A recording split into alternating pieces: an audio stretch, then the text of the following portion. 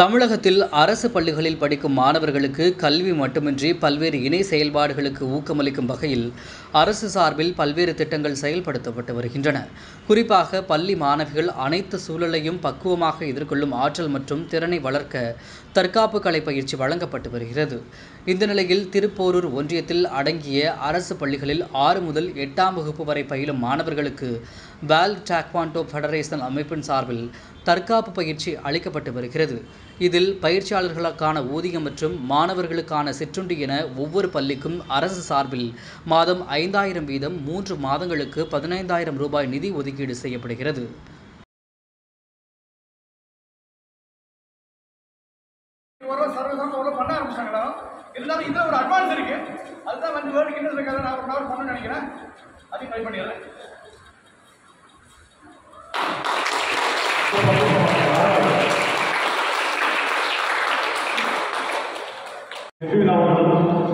அவருடைய தலைமையில் அரசு பள்ளி மாணவர்களுக்காக சிறப்பாக பயிற்சி அளிக்கப்பட்டு